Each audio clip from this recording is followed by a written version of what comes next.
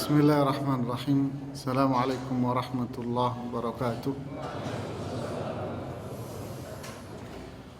Alhamdulillah, nahmaduhu wa nasta'inuhu wa nastaghfiruh wa na'udzu billahi min shururi anfusina min sayyiati a'malina. May yahdihillahu fala mudilla lahu wa may yudlil fala hadiya lahu. Asyhadu an la ilaha illallah wa asyhadu anna Muhammadan abduhu wa rasuluhu la nabiyya ba'dah. Salawatullahi wa salamuhu alaihi wa ala alihi wa ashabihi wa man ihtada bihadihi ila yaumiddin, amma ba'd. Para jemaah sekalian, hari ini tanggal 17 Februari biiznillah kita akan melanjutkan kajian kita tafsir Al-Quran pada surat-surat pendek dari juz 30. Pertemuan yang lalu kita mempelajari bersama-sama tafsir surat Al-Kafirun. Hari ini kita akan mempelajari surat di atasnya, yaitu surat Al-Kautsar. Para jemaah sekalian, surat Al-Kautsar ini sebagian para ulama mengatakan diturunkan setelah hijrah, dan sebagian yang lain mengatakan sebelum hijrah. Wallahu a'lam. Al-Imam Ibnu Katsir sendiri tidak memastikan mana yang benar. Beliau juga mengatakan qila, dikatakan turun sebelum hijrah dan dikatakan turun setelah hijrah. Surat ini menjelaskan kepada kita akan kenikmatan besar yang Allah berikan kepada Rasulullah sallallahu alaihi wasallam, dan juga kenikmatan ini diberikan pula kepada umat Rasulullah sallallahu alaihi wasallam. Kenikmatan yang hanya diperuntukkan pada Rasulullah SAW dan umatnya. Kenikmatan yang diharapkan dan diinginkan oleh setiap orang yang beriman. Kenikmatan untuk menempati surga, kenikmatan untuk bersanding bersama Rasulullah sallallahu alaihi wasallam. Mudah-mudahan Allah menjadikan kita semuanya orang-orang yang senantiasa mencintai Rasulullah sallallahu alaihi wasallam, mencintai sunnah Rasulullah sallallahu alaihi wasallam, sehingga kita termasuk orang-orang yang dikatakan oleh Rasulullah SAW, anta ma'aman ahab, kalian kelak akan bersama orang-orang yang kalian cintai. Para jamaah sekalian, surat ini pendek sekali, terdiri dari 3 ayat, tetapi maknanya luar biasa. Sebuah kenikmatan yang sangat besar. Allah subhanahu wa ta'ala berfirman pada ayat yang pertama, Inna a'tainaka al-kautsar. Inna a'tainaka al-kautsar. Inna, sesungguhnya kami, yaitu Allah subhanahu wa ta'ala, a'tainak, memberikan padamu, memberikanmu. Itu Allah memberikanmu. Mu di sini adalah yaitu Rasulullah sallallahu alaihi wasallam. Al-Kautsar. Al-Kautsar di sini berasal dari kata kathir, yang artinya banyak. Kalau dalam bahasa itu berasal dari Wazan itu timbangan fa'al, yang berarti sesuatu yang sangat dan sangat banyak sekali. Apa makna Al-Kautsar di sini? Para ulama salafus saleh mereka ada dua pendapat besar. Sebagian memaknai dengan makna yang umum, sebagian lagi memaknai dengan makna yang sempit. Makna umum seperti yang diungkapkan oleh Abdullah bin Abbas radhiyallahu taala anhu, yang diriwayatkan oleh Imam Bukhari dan disebutkan pula oleh Imam Ibnu Katsir dengan menyebutkan beberapa orang lagi yang sependapat dengan Ibnu Abbas,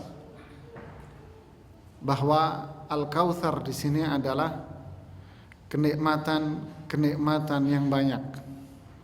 Dia bersifat umum. Sehingga maknanya dengan pendapat ini, inna a'tainakal kautsar. Kami, kata Allah, telah memberikanmu wahai Muhammad kenikmatan yang sangat besar kepadamu. Makna yang kedua didasarkan atas beberapa hadis yang banyak yang diriwayatkan oleh Imam Muslim dan yang lainnya. Ketika ayat ini turun, aghfa Rasulullah sallallahu alaihi wasallam ighfa'ah. Rasulullah SAW aghfa itu terjemahannya wallahu alam menurut saya yang lebih pas, terdiam sejenak. Istilahnya kesadarannya beliau tidak bersama sahabatnya. Ighfa'ah itu hanya sejenak saja. Thumma dhahik. Lalu beliau sallallahu alaihi wasallam tertawa. Para sahabat bertanya, "Kenapa engkau tertawa ya Rasulullah?" Beliau menjawab seperti yang diriwayatkan oleh Imam Muslim. Beliau menjawab, "Unzilat alayya anifa suratun." Telah diturunkan kepadaku barusan sebuah surat. Faqara, lalu beliau membaca Bismillahirrahmanirrahim, inna a'tainakal kautsar, dan seterusnya. Lalu beliau mengatakan, atadruna mal kautsar, tahukah kalian apa itu al-kautsar? Para sahabat selalu menjawab, Allahu wa rasuluhu a'lam, Allah dan Rasulnya yang lebih tahu. Lalu beliau menjawab, fa innahu nahrun wa'adanihi rabbi azza wa jal alaihi khairun katsir. Al-Kautsar itu adalah sebuah nahr, sungai. Wa'adanihi rabbi, yang telah Allah Tuhanku janjikan kepadaku. Alaihi khairun katsir, di dalamnya banyak sekali kebaikan-kebaikan dan keutamaan-keutamaan. Huwa haudun taridu alaihi ummati yaumal qiyamah. Sungai itu bentuknya seperti haud. Haud itu telaga. Sungai itu adalah telaga. Taridu alaihi ummati, umatku pun nanti akan bisa memasuki ke dalamnya. Aniyatuhu adadun nujum, aniyahnya, bejananya sebanyak bintang-bintang di langit. Fayakhtalijul abdu minhum, maka setiap hamba itu akan berebut ingin memasukinya. Fa'aqul, aku pun mengatakan, Rabbi innahu min ummati, wahai Rabbku, dia termasuk bagian dari umatku. Lalu Allah berfirman, innaka la tadri ma ahdatsu ba'dak. Wahai Muhammad, kamu tidak tahu apa yang telah mereka perbuat sepeninggalmu. Ayat ini, hadis ini cukup dalam maknanya. Ini diriwayatkan oleh Imam Muslim dan juga diriwayatkan oleh Imam Ahmad. Hadis ini cukup dalam maknanya dan banyak sekali faedahnya.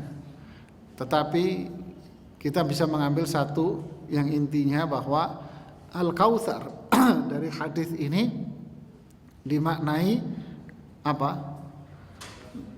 Telaga, sungai yang ada di surga.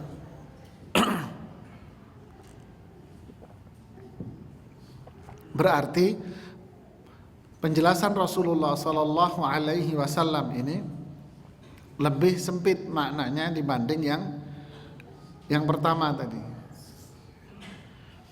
Dua penafsiran ini sebetulnya tidak bertentangan.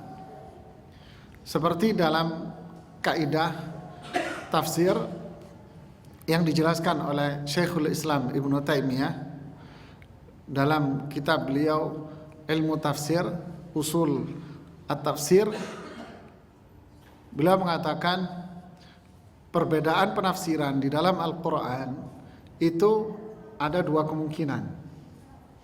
Kemungkinan pertama itu berupa ikhtilaf tanawwu', hanya perbedaan redaksional saja. Sebetulnya intinya sama, muaranya sama, dia hanya berbeda redaksi-redaksinya aja. Dan ini yang selalu dipakai oleh banyak para ulama dengan metode penggabungan. Jadi semuanya diambil dan digabung jadi satu. Berarti inilah maknanya semuanya. Yang kedua, ikhtilaf tadad, perbedaan yang mengarah kepada kontradiksi. Ini yang berlaku kaidah-kaidah lain, yaitu yang berhubungan, yang disebut dengan kaidah at-tarjih, menguatkan mana yang paling kuat dengan kaidah-kaidah tertentu. Jadi kalau kita lihat antara makna pertama bahwa itu kenikmatan yang banyak dengan makna yang kedua yaitu telaga, apakah ini perbedaan yang kontradiktif atau perbedaan yang bersifat redaksional saja? Ini perbedaan redaksional saja. Makanya Al-Imam Ibnu Katsir rahimahullahu ta'ala yang diikuti pula oleh Al-Imam Muhammad Amin Syinqiti dan juga Al-Imam As-Sa'di, termasuk di dalamnya Syekh Muhammad Shalih Utsaimin rahimahumullah ta'ala, mereka mengatakan bahwa makna dari ayat ini, inna a'tainakal kautsar, sungguh kami telah memberikan kepadamu kenikmatan-kenikmatan yang sangat banyak sekali. Di antara kenikmatan-kenikmatan itu adalah telaga di surga.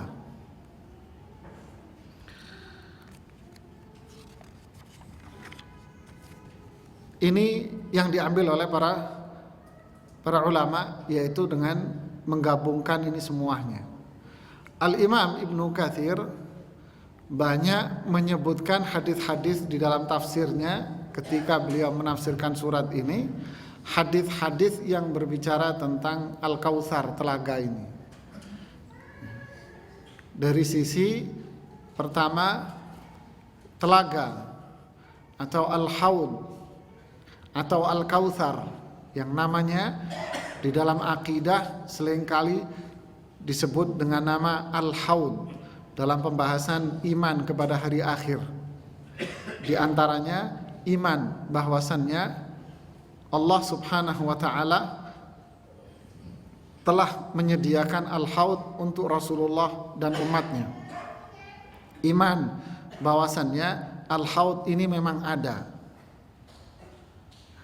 Begitu juga yang disebutkan oleh Imam Ibnu Katsir, beliau dengan menyebutkan hadis-hadis yang cukup banyak sekali di sini, menjelaskan pertama bahwa Al-Haud itu makna dari Al-Kautsar. Yang kedua, Al-Haud ini disediakan oleh Allah untuk Rasulullah sallallahu alaihi wasallam. Yang ketiga, Al-Haud ini juga diperuntukkan untuk umat Rasulullah sallallahu alaihi wasallam. Tetapi yang jadi pertanyaan, ya, Walaupun bukan pembahasan kita di sini, yang jadi pertanyaan besar adalah umat Rasulullah yang mana? Umat Rasulullah yang mana? Di hadis riwayat Muslim tadi, ketika Rasulullah SAW memohon kepada Allah agar umatnya bisa masuk semua, tapi ditahan dan dilarang oleh Allah untuk memasukinya. Artinya tidak semua umatnya bisa masuk. Lalu Allah berfirman, "Ya Muhammad, innaka la tadri ma ahdatsu ba'dak." Wahai Muhammad, kamu tidak tahu ahdatsu. Mereka telah berbuat hal-hal yang baru setelah kamu, dan kamu tidak tahu itu. Artinya apa? Di sini dimaknai pertama, kemaksiatan secara umum itu mencegah pelakunya untuk tidak bisa memasuki al-haud.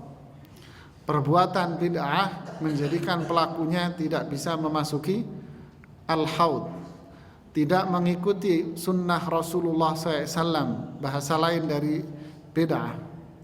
Ini bisa kita ambil dari ucapan Rasulullah SAW, sabda Rasulullah SAW, bahwa taridu alaihi ummati, umatku bisa masuk ke dalam al-haud ini.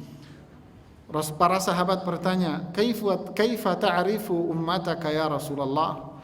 Bagaimana engkau tahu bahwa mereka itu adalah umatmu ya Rasulullah? Beliau menjawab apa? Yang bicara tentang keutamaan wudu, ya kan? Ya'ti ummati yaumal qiyamati ghurran muhajjalina min atharil wudu, di riwayat Muslim. Nanti umatku akan datang dengan muka yang penuh dengan cahaya dan sendi-sendinya juga mengeluarkan cahaya. Artinya ini sebuah contoh bahwa amal ibadah mereka adalah ibadah yang didasarkan atas tuntunan Rasulullah sallallahu alaihi wasallam. Sehingga bid'ah sesuatu yang memang ditolak dan pelakunya terhalang untuk memasuki al-haud. Ibnu Katsir juga menyebutkan sifat-sifat dari al-haud itu sendiri kayak apa.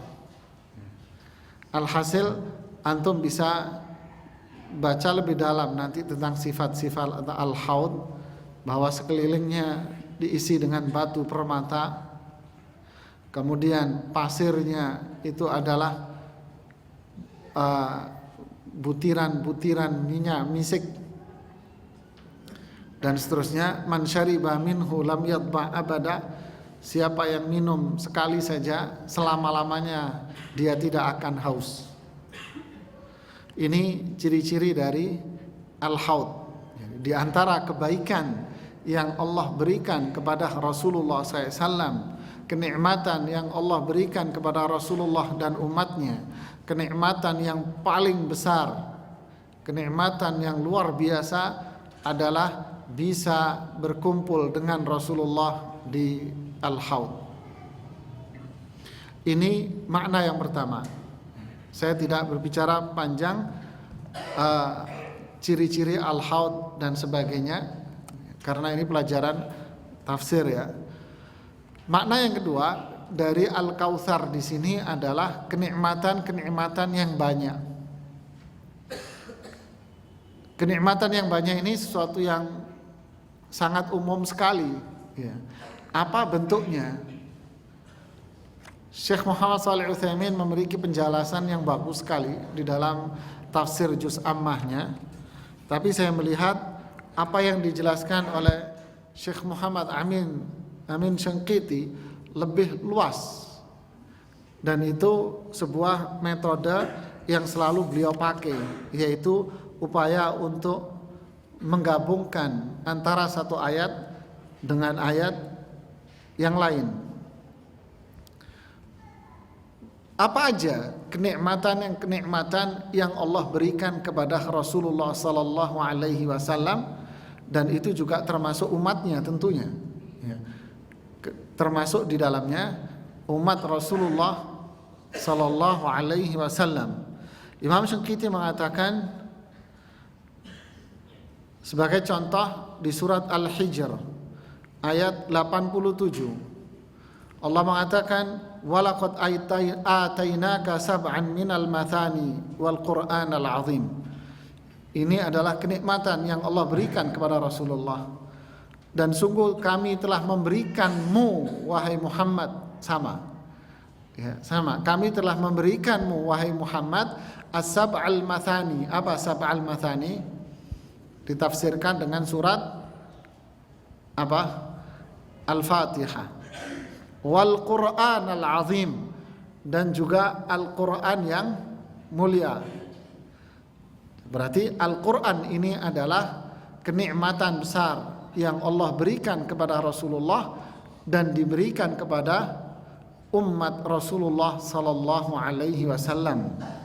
Kenikmatan yang menjadikan manusia itu mendapatkan al-haud dengan Quran, dengan mengamalkan Quran, dengan berpegang teguh dengan Quran, menjadikan Al-Quran sebagai pegangannya, payungnya dalam kehidupan dia, maka akan menjadikan hambanya itu benar-benar mendapatkan karunia dari Allah, seperti yang ada di dalam surat Duha, wala saufa yu'tika rabbuka fatarda. Wala saufa yu'tika, sungguh Rabbmu akan memberikan kepadamu wahai Muhammad sesuatu, fatarda, pasti kamu akan mau, ridha, nerima. Ya tentu pasti mau. Ini contoh kenikmatan Al-Kautsar yang Allah berikan kepada Rasulullah dan umatnya. Contoh lain umpama di dalam surat Al-Insyirah, apa bunyinya? Alam nashrah laka sadrak, wahai Muhammad, tidakkah kami lapangkan dadamu? Ya. Nanti kita jelaskan pada waktunya. Kami lapangkan dadamu. Secara umum dengan cara apa? Itu kisah pembelahan dada Rasulullah sallallahu alaihi wasallam yang terjadi 2 kali dalam kehidupan Rasulullah SAW. Ya. Ketika beliau berusia 4 tahun, dan yang kedua ketika beliau berusia 40 tahun, untuk diambil kotoran-kotoran akhlak-akhlak yang buruk pada diri Rasulullah dan ditempatkanlah sifat hikmah, bijaksana dan akhlak mulia. Ini adalah karunia yang Allah berikan kepada Rasulullah sallallahu alaihi wasallam. Alam nashrah laka sadrak, sehingga wahyu yang diturunkan Allah kepada Rasulullah, Islam yang diturunkan oleh Allah kepada Rasulullah SAW itu dapat diterima dengan baik. Afaman syaraha sadrahu lil Islam, tidakkah orang yang telah dilapangkan dadanya untuk menerima Islam? Jadi lapang dada itu adalah kemudahan yang Allah berikan kepadanya untuk menerima Islam dengan baik. Man yuridillahu an yahdiyahu yashrah sadrahu lil Islam. Barang siapa yang dikehendaki oleh Allah untuk diberi hidayah, maka Allah jadikan hatinya itulah lapang, Pak. Wa man yurid an yudhillahu yaj'al sadrahu dayyiqa. Barang siapa yang dikehendaki oleh Allah akan sebuah kesesatan, maka Allah jadikan hatinya itu sempit, susah menerima Islam. Jadi nikmat Islam, nikmat iman, ini adalah kenikmatan yang sangat besar yang Allah berikan kepada kita semuanya. Berarti poin yang kedua ini apa? Nikmat apa? Nikmat Islam. Dan nikmat yang pertama tadi apa? Nah, yang pertama seharusnya apa? Al-Haud. Yang kedua apa? Al-Quran. Yang ketiga apa? Iman dan Islam. Ya, kita urutkan. Kemudian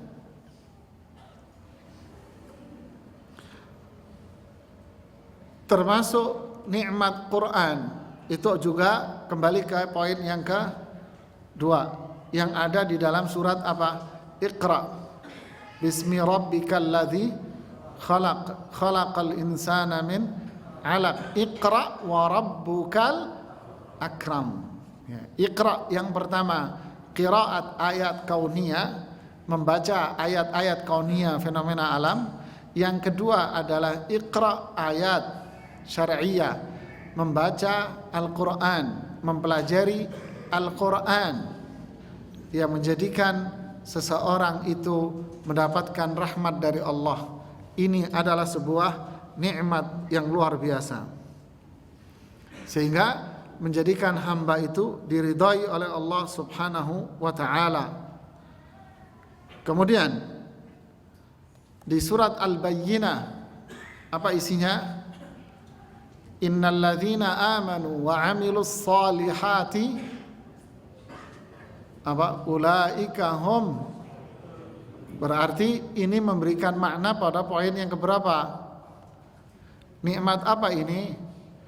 Nikmat iman dan Islam. Amanu iman, wa 'amilus solihat Islam. Islam itu adalah amalan, amal saleh yang menjadikan manusia dia khairul bariyah. Kemudian Al-Imam Syaqiti mengatakan apa yang disebutkan di dalam surat Al-Adiyat, wal adiyati dhabha dan seterusnya, itu adalah karunia besar yang Allah berikan kepada Rasulullah dan umatnya. Apa itu? Jihad fi sabilillah. Jihad adalah kenikmatan yang Allah berikan kepada Rasulullah SAW dan para sahabatnya. Kok bisa jihad itu merupakan karunia? Ya, karena mereka jika meninggal dunia maka mereka akan masuk ke dalam surga Allah sebagai syahid. Sebagai syahid, manusia yang sangat mulia, dimuliakan oleh Allah. Jika dia tidak meninggal dalam peperangan itu, tetap dia mendapatkan sebuah pahala dan kemuliaan yang sangat besar, karena dia telah berhasil menyebarkan dan menegakkan Islam. Seperti ucapan Abdullah ibnu Rawahah yang pernah saya ceritakan di sini, ketika para sahabat itu melihat pasukan Romawi pada perang Mu'tah, melihat jumlah pasukan Romawi yang berjumlah berapa?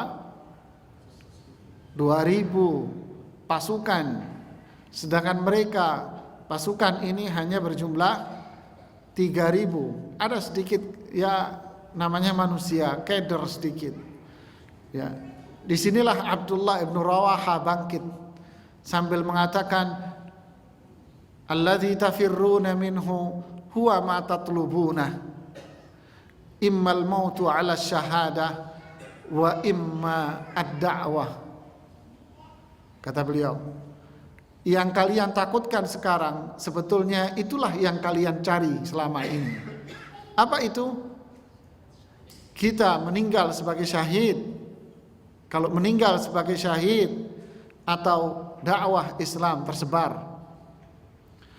Kata yang singkat ini, khutbah yang singkat, mampu memberikan motivasi kepada mereka, menyadarkan kepada mereka bahwasannya jihad ini adalah kenikmatan yang sangat besar yang Allah berikan kepada mereka.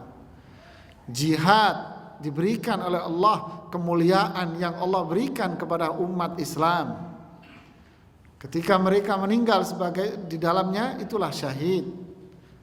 Ketika Abu Sufyan sepulang dari perang Uhud dengan merasa dia mengalahkan dan memenangkan pertempuran itu, dengan bangganya Abu Sufyan menang dalam pertempuran itu, dia pulang balik ke kota Madinah.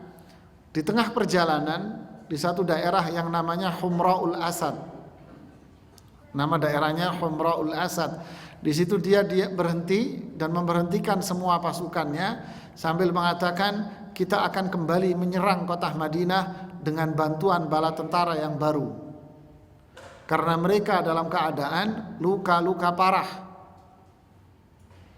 Ucapan Abu Sufyan didengar oleh seorang kafilah yang lagi berjalan. Lalu dia menyampaikan berita itu kepada penduduk Madinah, para sahabat yang luka-luka parah.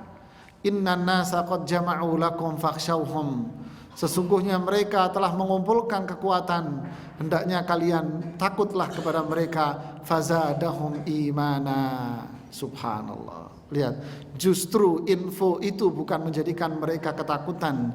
Justru itu ibarat handphone yang baterainya habis kemudian dicas kembali, Pak.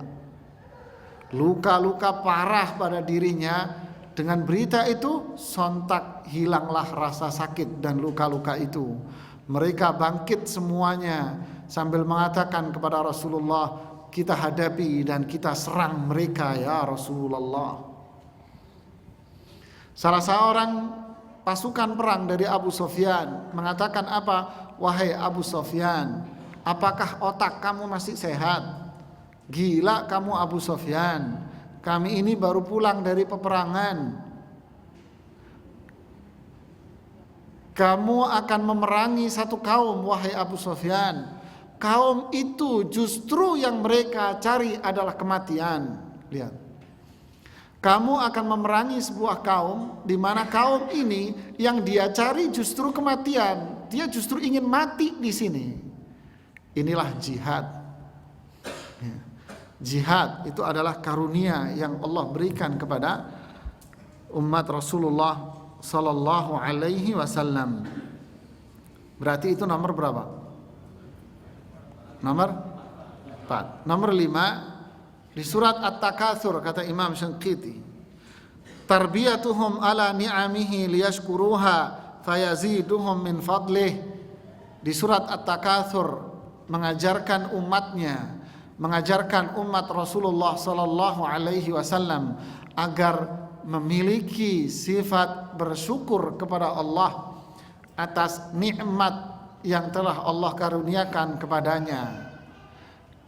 Jangan menjadi orang-orang yang takatsur, tapi jadilah orang-orang yang memiliki sifat syukur. Inilah nikmat dan karunia besar yang Allah berikan kepada umat Rasulullah SAW. Mereka memiliki sifat bersyukur kepada Allah atas apa yang telah Allah berikan kepada dirinya. Di surat Al-Asr itu adalah karunia besar yang Allah berikan kepada umatnya. Apa itu? Umat Rasulullah sallallahu alaihi wasallam adalah umat yang istimewa, umat yang selamat dari kerugian. Innal insana lafi khusrin. Semua manusia itu rugi, Pak, kecuali mereka yang memiliki yang tadi, iman, amal saleh, berdakwah. Berarti umat Rasulullah adalah khairu ummatin ukhrijat linnas, umat yang terbaik.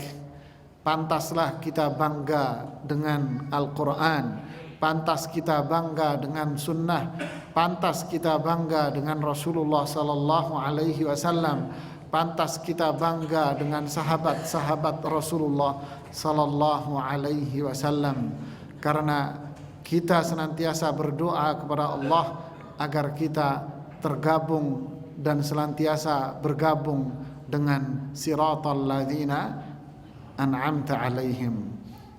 Inilah kelompok yang selamat. Ini yang disebut di dalam akidah at-taifah an-najiyah, at-taifah al-mansurah, kelompok yang mendapatkan pertolongan, keistimewaan dari Allah Subhanahu wa taala. Dan seterusnya. Ini saya kutip, saya ambil poin-poinnya. Berarti di situ ada berapa poin? Ada 6 poin ya. Ini kenikmatan besar. Itu tadi contoh-contoh ayat yang menjelaskan inna a'tainakal kautsar. Ada hadis lagi yang menjelaskan tentang al-kautsar, kenikmatan besar yang Allah berikan kepada Rasulullah SAW. Nanti kita lihat dari sisi sirah sekelumit saja. Dalam hadis Rasulullah SAW mengatakan, "U'titu khamsan lam yu'tahunna ahadun qabli." Saya dikaruniai oleh Allah, saya dikasih oleh Allah 5 hal, di mana 5 itu tidak dikasih oleh Allah pada nabi-nabi sebelumnya. Lihat para jemaah. Jadi 5 hal ini hanya diberikan Allah kepada Rasulullah SAW dan umatnya saja. Ya. Yang pertama, nusirtu birru'bi masirata syahrin. Saya mendapatkan kemenangan dalam perjalanan sebulan. Apa maksudnya?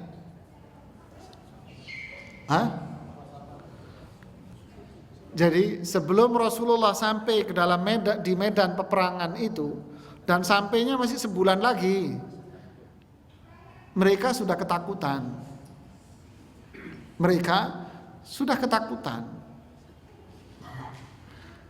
Ini terlihat dalam sejarah, dalam beberapa kasus. Itulah yang terjadi. Ketika Raja Romawi menyampaikan kepada komandan perangnya Dostum bahwa pasukan Muhammad akan menyerang dalam perang Mu'tah, itu sudah terjadi ketakutan sendiri dalam benak mereka. Ketika Rasulullah SAW menyerang kembali kerajaan Romawi itu pada perang Tabuk tahun ke-9, apa yang terjadi dengan pasukan yang berjumlah 30.000 sudah pasukannya? Ya. Apa yang terjadi ketika Nabi sampai di daerah Tabuk? Ya, sekarang kota masuk wilayah Arab Saudi. Ketika Rasulullah SAW sampai di wilayah Tabuk, apa yang terjadi? Subhanallah.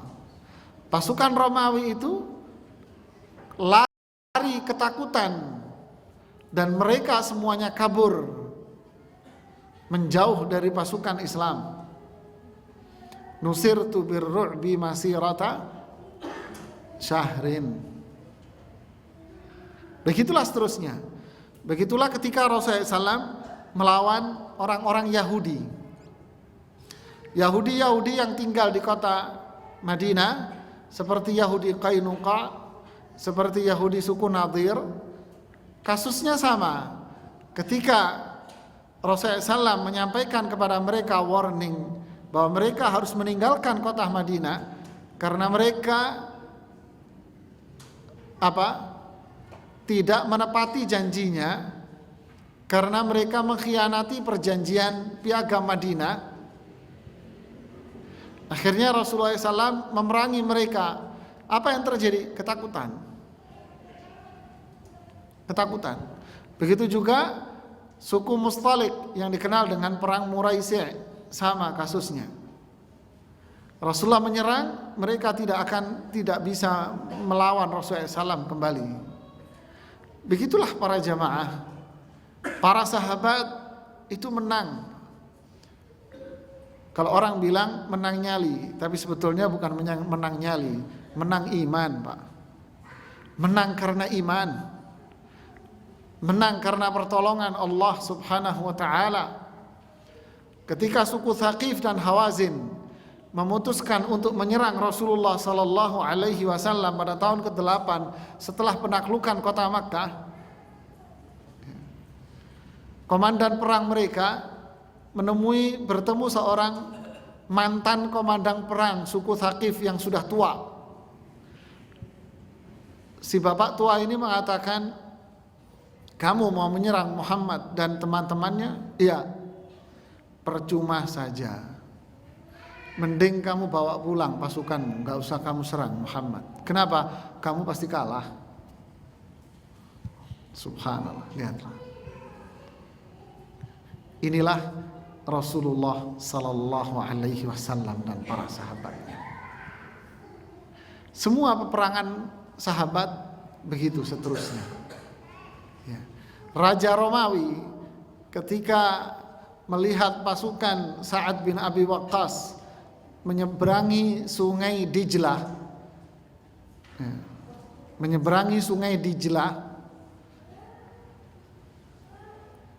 apa kata Raja Romawi yang melihat dari kejauhan Sa'ad bin Abi Waqqas menyeberangi sungai itu, sehingga sungai-sungainya itu tidak terlihat airnya, yang terlihat adalah pasukan berkuda Sa'ad bin Abi Waqqas saja. Airnya nggak kelihatan, Pak, dari jauh. Apa kata Raja Romawi yang kebetulan kerajaan dia berhadapan dengan sungai Dijlah itu? Apa kata dia? Kali ini kita bukan berperang dengan manusia. Kali ini kita berperang sama jin. Mending ngacir dan kabur. Bubar mereka, sehingga Sa'ad bin Abi Waqqas dan para sahabat memasuki daerah Romawi yang ada di pinggiran sungai Dijlah itu tanpa ada peperangan sama sekali dan kerajaannya sudah kosong. Nusirtu birru'bi masirata syahrin. Ini masa siapa? Masa sahabat. Mereka menang karena iman, bukan karena kekuatan. Ya, bukan karena jumlah, bukan karena peralatan, karena iman, Pak, iman. Ini karunia dan kenikmatan yang Allah berikan kepada Rasulullah dan para sahabatnya. Ketika ini hilang, maka kata Rasulullah apa? Umatku akan jadi seperti ghutha'un ka ghuthai as-sail, seperti buih di lautan. Kalau bahasa saya kayak tempe mendoan Pekalongan itu loh, Pak.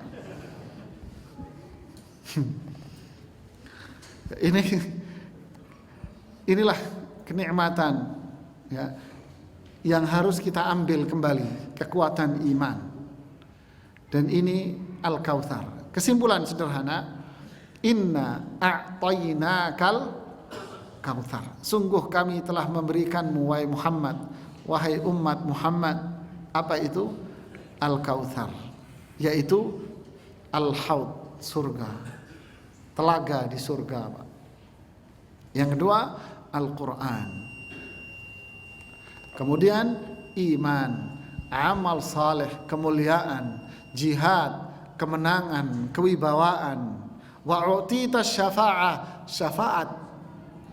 syafaat yang dimiliki oleh Rasulullah SAW saja untuk umat-umatnya yang konsisten berjalan di atas Al-Quran dan Sunnah Rasulullah SAW. Wahallat liyal ghanaim, ghanimah rampasan perang itu halal buatku. Kemudian wa kana nabiyyu yub'atsu ila qaumihi khassa wa bu'itsu lin-nasi kafah. Dulu Nabi itu diutus untuk umatnya saja, untuk desanya saja. Sedangkan aku diutus untuk seluruh umat. Ya kan? Yang lucu, Nabi Ibrahim diutus untuk kaumnya. Sedangkan Nabi Lot itu misanan, Pak, sepupuan. Nabi Ibrahim sama Nabi Lot itu awalnya sekampung. Lalu Nabi Lot dipindah oleh Allah ke desa namanya Sodom. Jadi desa Sodom itu kaumnya Nabi Lot, sedangkan desa yang lain kaumnya Nabi Ibrahim, ya kan? Jadi tetanggaan, tangga sebelah. Ini bahasa sederhana kita ya, menunjukkan bahwa setiap nabi itu diutus untuk kaumnya saja. Nabi Zakaria diutus untuk kaumnya. Muridnya siapa? Muridnya cuma satu, Maryam. Punya anak, Nabi Yahya, ya kan? Terus tugasnya di mana? Di desa sebelahnya. Muncul nabi lagi sezaman, yaitu Nabi Isa. Berarti dalam satu zaman ada berapa nabi? Wa yub'atsun, subhanallah. Wa kana an-nabiyyu yub'atsu liqaumihi khassah. Dulu nabi itu diutus untuk kaumnya saja. Sedangkan aku diutus oleh Allah untuk semua manusia. Rasulullah diutus untuk Arab, diutus untuk kaum Israel. Nabi-nabi dulu diutus untuk Israel saja, sedangkan Rasulullah tidak. Untuk kaum Arab, kaum Israel, kaum kulit putih yaitu Romawi, dan kulit hitam yaitu orang-orang Afrika dan semuanya yang dibahasakan seperti itu oleh Rasulullah SAW. Semua harus mentaati Rasulullah sallallahu alaihi wasallam. Wa ju'ilat liyal ardu masjidan wa tahura. Allah jadikan bumi itu, tanah itu bisa dipakai untuk bersuci, Pak, yaitu tayamum. Umat dulu nggak ada tayamum. Umat ini aja ada tayamumnya. Dan tahura, suci. Kamu sholat di mana aja nggak butuh sejadah. Nggak usah sajadah, sholat bersih suci insya Allah. Yang suruh sejadah di mana-mana itu pedagang sejadah. Ya, nggak usah, sholat di mana aja suci bersih sudah. Masjidnya Rasulullah lantainya apa? Pasir. Padahal setiap hari bolak-balik kambing masuk di situ, ontah masuk. Perempuan yang bajunya panjang sampai menyentuh tanah. Mau sholat aja, nggak usah takut najis. Kenapa? Yutahiruhu ma ba'dah. Pasir yang di depannya itu mensucikan pasir yang sebelumnya. Subhanallah. Inilah kenikmatan yang Allah berikan buat umat ini. Tinggal pertanyaannya adalah apa yang harus kita lakukan? Jawabannya ayat yang kedua. Kita lanjutkan setelah sholat isya.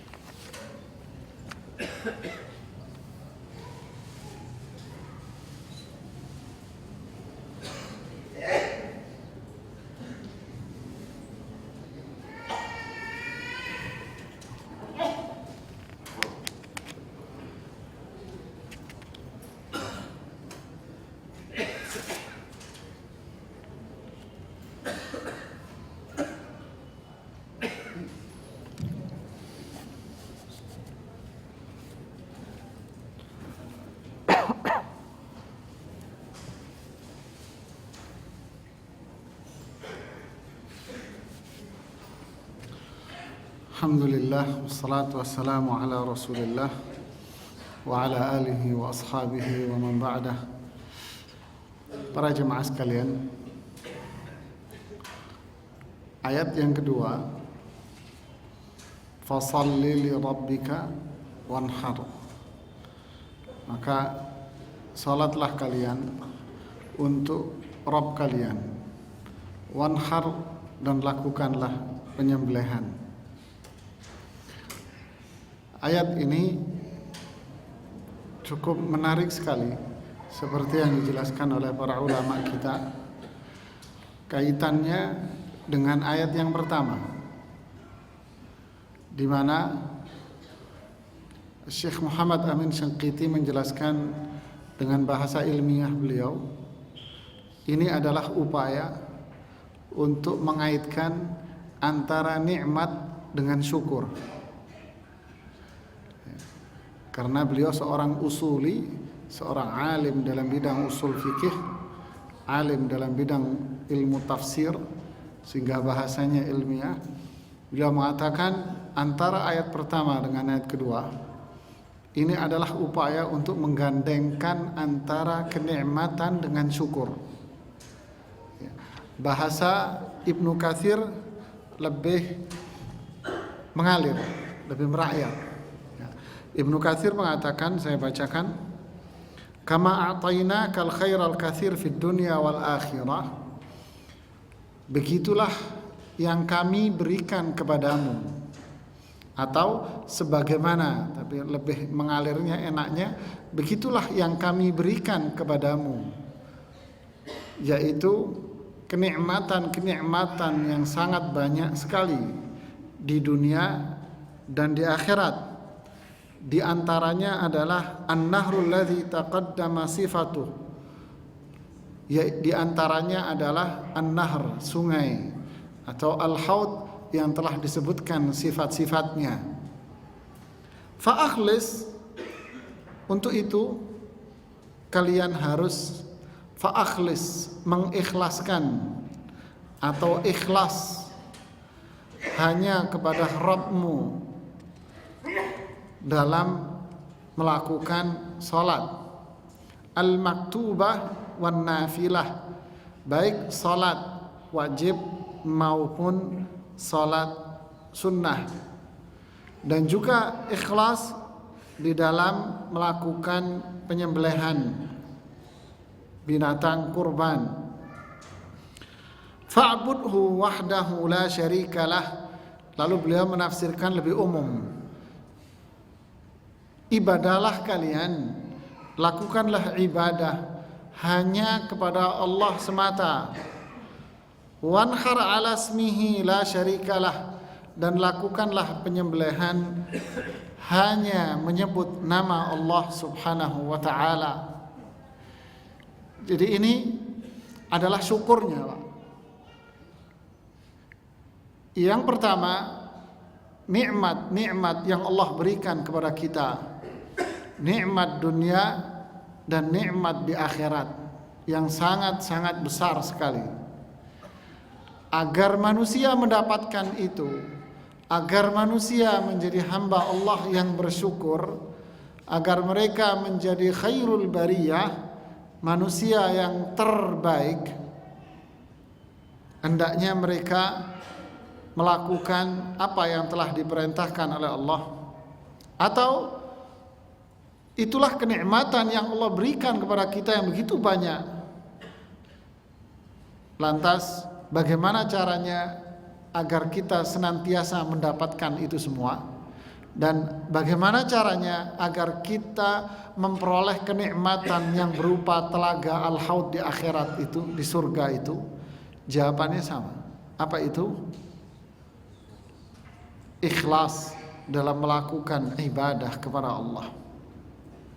Ikhlas dalam melakukan ibadah kepada Allah. Apa itu ikhlas? Kalau para ulama mengartikan apa? Tasfiyatul amali min syawaibis syirk.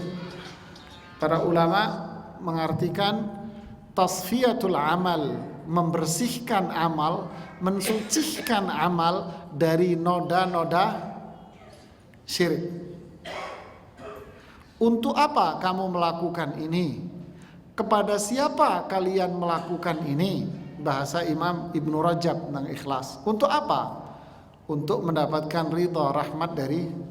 Kepada siapa kamu melakukan ini? Kepada Allah. Itulah ikhlas. Sehingga ayat ini sama dengan surat Al-An'am yang di ayat berapa? 163 ya. Inna salati wa nusuki wa mahyaya wa mamati. Kepada siapa semuanya ditujukan? Lillah, kepada Allah. Kenapa harus ditujukan kepada Allah? Rabbil alamin. Karena Allah adalah Rabb sekalian alam. Karena Allah adalah pencipta, pengatur, penguasa, pemberi nikmat. Karena makna Rabb itu adalah Al-Mun'im, di antara maknanya yang memberikan nikmat kepada kita semuanya. La syarika lahu, tidak ada sekutu bagi Allah Subhanahu wa ta'ala. Inilah makna sebuah keikhlasan, yang berarti para jamaah sekalian bahwa ikhlas itu adalah ibarat mata kunci, mata-mata kunci, Pak. Atau dengan bahasa lain, ikhlas ini adalah kunci untuk membuka gerbang kenikmatan Allah pada kita semuanya. Ikhlas adalah kunci untuk membuka surga. Ikhlas adalah kunci untuk membuka haud telaga itu.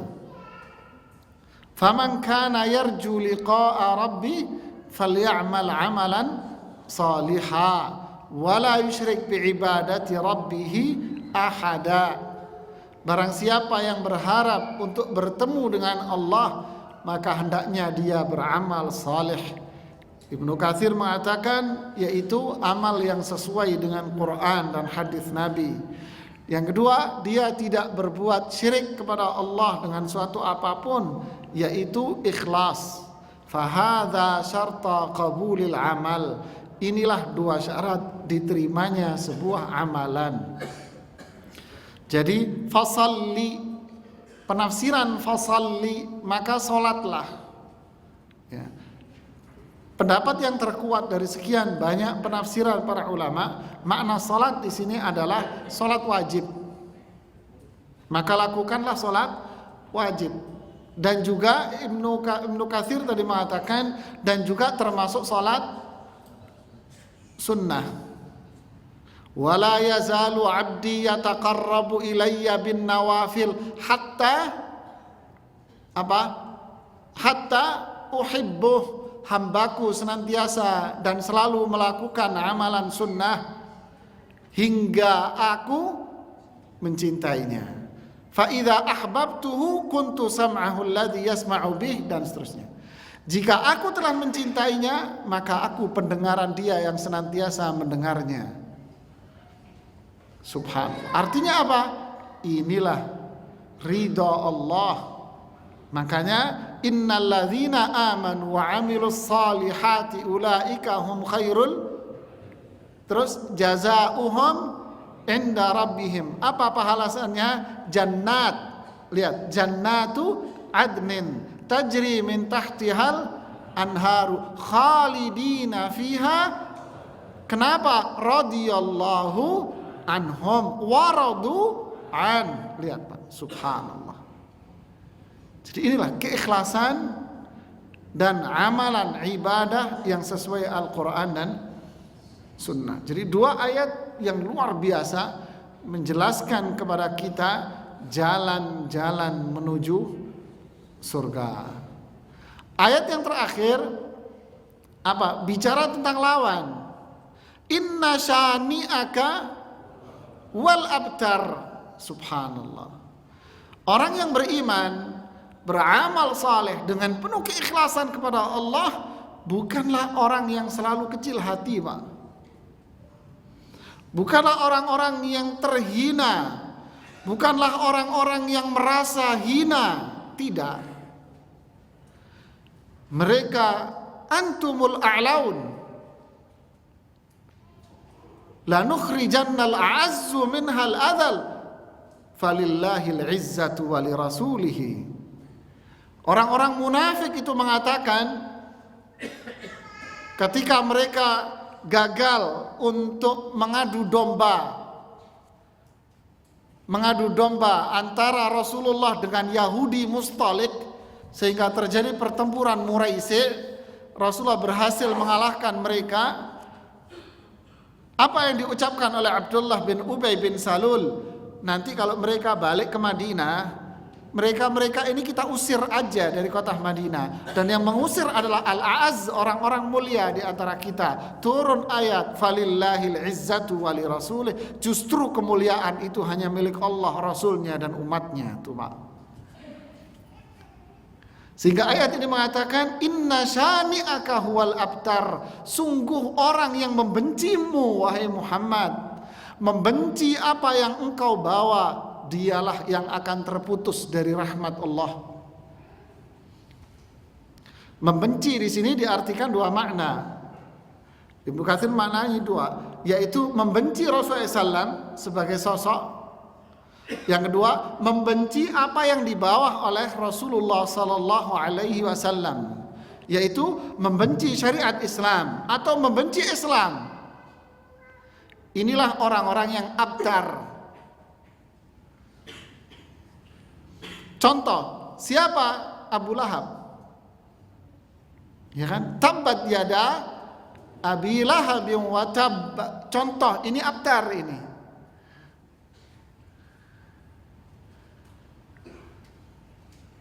Dan contoh lain siapa? Orang-orang munafik yang banyak disebutkan. Innal munafiqina fid darkil asfali minan nar. Kenapa? Ini abtar, Pak.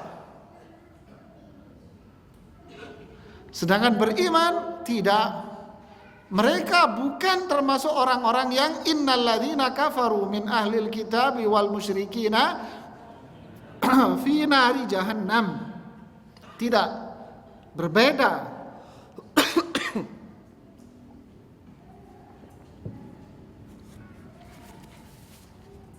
Jadi para jamaah sekalian, wa ka'ayyim min nabiyyin qatala ma'ahu ribbiyuna katsir fama wahanu lima asabahum fi sabilillahi wa ma du'ufu wa mastakanu wallahu yuhibbus sabirin. Lihat Pak, tidaklah ada seorang nabi melainkan di situ ada teman-temannya yang selalu berjihad bersama nabi ini.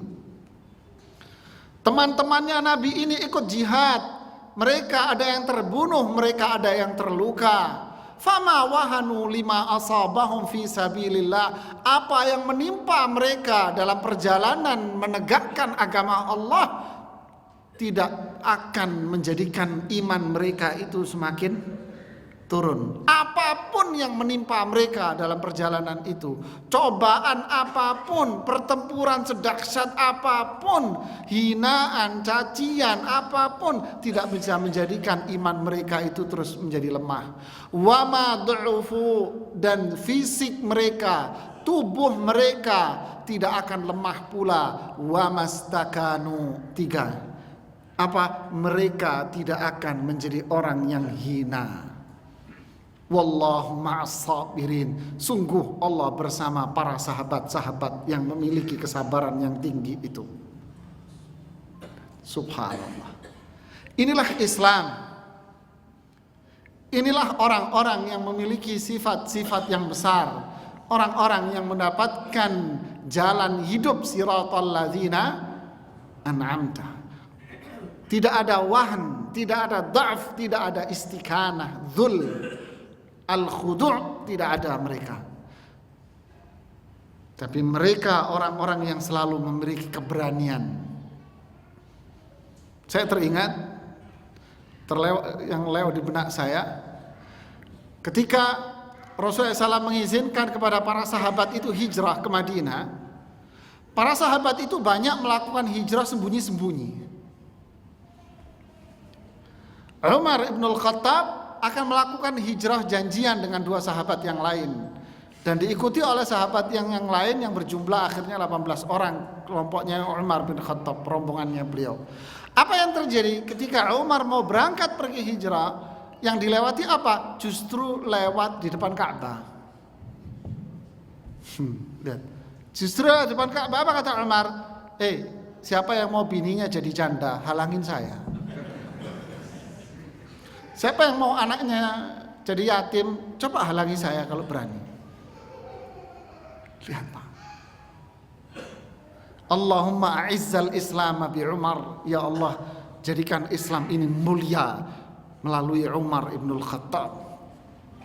Ketika Umar tahun ke-6 kenabian, mengucapkan syahadat di depan Nabi, asyhadu an la ilaha illallah wa asyhadu anna Muhammadan abduhu wa rasuluh, langsung dia bangun.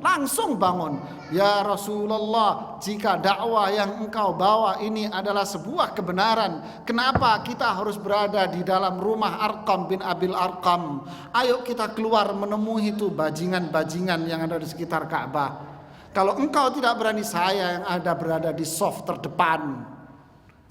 Wa antumul a'laun, kalian yang lebih mulia. Sekali lagi, kenapa kebanggaan kita dengan Islam ini hilang, Pak? Identitas kita dengan Islam hilang. Hanya sekedar dicibir, dipojokin, dituduh sana sini, terus jadi down. Kenapa? Sekali lagi, karena iman kita tempe mendoan Purwokerto, Pak. Ini yang kita punya itu ini. Diledek orang, udah down. Ya. Jadi kayak tempe mendoan Purwokerto, bener sudah. Lihat sebuah perbandingan yang jomplang, Pak. Ya, inna syani'aka huwal, justru orang-orang yang memusuhi kamu, mereka lah yang terputus dari rahmat Allah abtar. Mereka sini apa?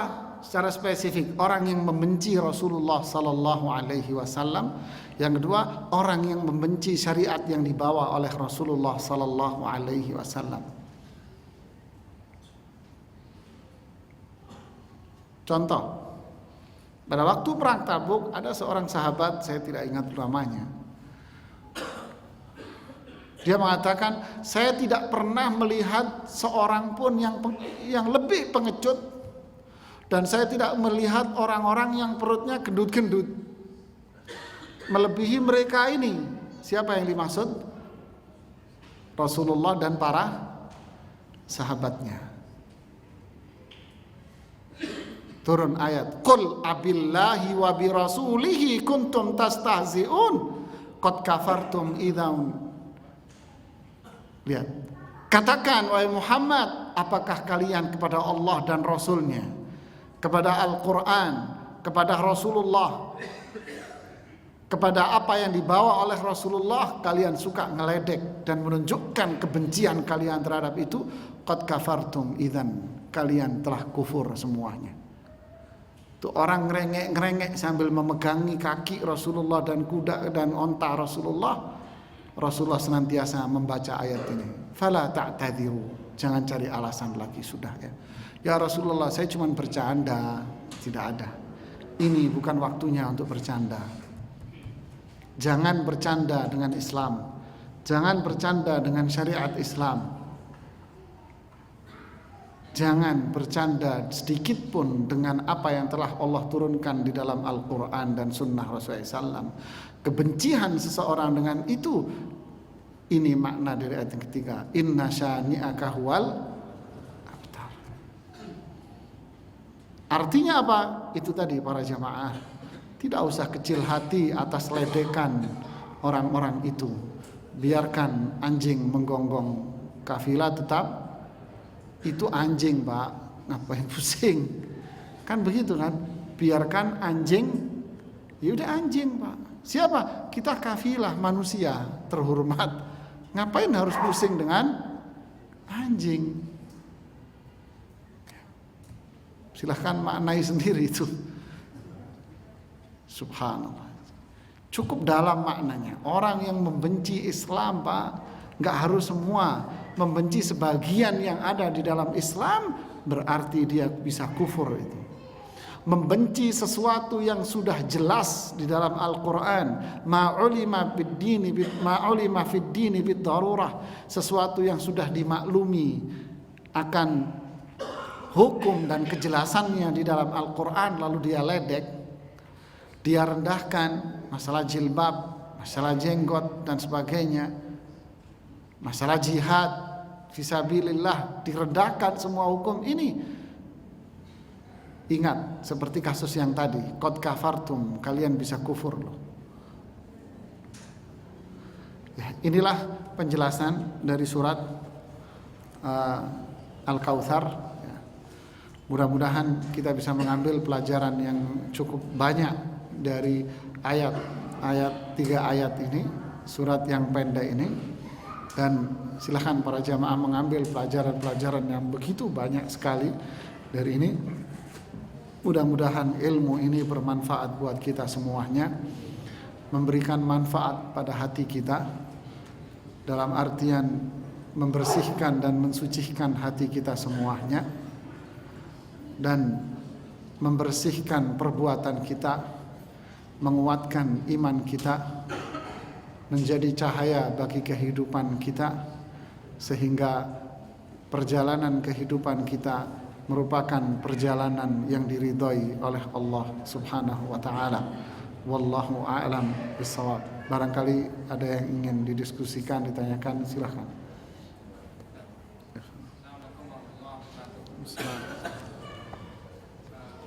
Apakah dalam mengada-ngada dalam agama itu termasuk abtar? Yang mengadakan bid'ah gitu. Apakah termasuk abtar itu? Apakah orang yang membuat bid'ah termasuk orang-orang yang terputus dari rahmat Allah? Ya iya. Kenapa? Karena dasarnya adalah apa yang mereka lakukan itu tertolak. Satu, karena apa yang mereka lakukan itu diklaim oleh mereka bahwa ini adalah wahyu yang Allah turunkan, sehingga mereka terjauh dari rahmat Allah. Dalil yang lain adalah Ya ayyuhalladzina amanu la tuqaddimu baina yadayillahi wa rasulih wattaqullah. Jangan mendahului Allah dan Rasulnya. Bertakwalah kalian kepada Allah. Apa akibatnya? Mendahului Allah, mendahului Rasulullah, mengangkat suara melebihi suara Rasulullah, antahbata a'malukum wa antum la tash'urun. Semua amal ibadah kalian gugur sia-sia sedangkan kalian tidak merasa. Afala unabbi'ukum bil akhsarina a'mala alladzina dhalla sa'yuhum fil hayatid dunya wa yahsabuna annahum yuhsinuna sun'a. Dhalla sa'yuhum, sesat dalam perjalanannya, salah jalan menuju Allah, salah jalan dia. Yang akhirnya apa? Mereka itu orang merugi, walaupun dia menganggap dirinya telah banyak berbuat baik, terjauh dari rahmat Allah. Wallahu a'lam. Ada lagi? Silakan Pak. Assalamualaikum.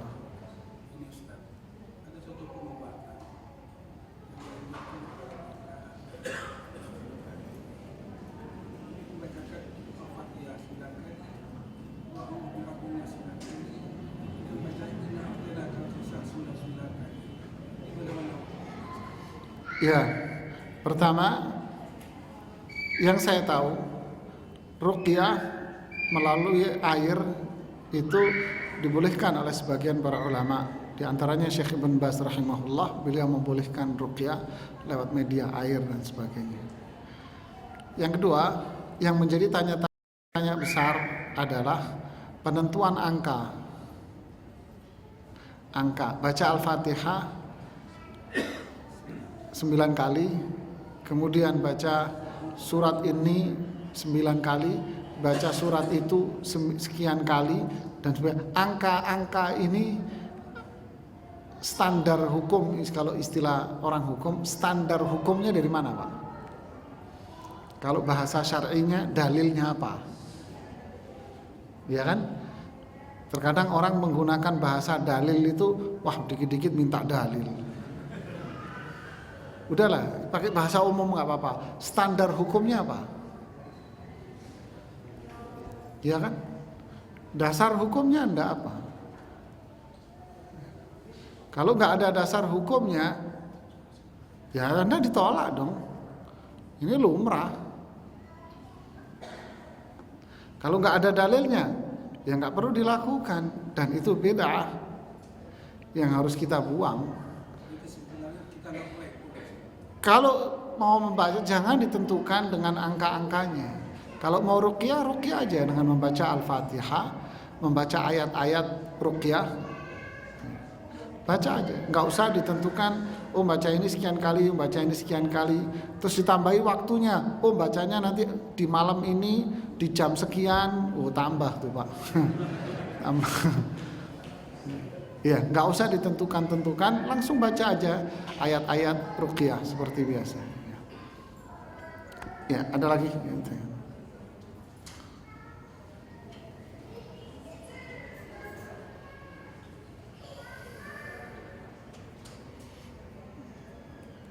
Tidak ada yang nanya? Alhamdulillah. Kalau tidak ada yang tanya, kita tutup sampai di sini. Subhanakallahumma bihamdik, asyhadu an la ilaha illa anta, astaghfiruka wa atubu ilaik. Assalamualaikum warahmatullahi wabarakatuh.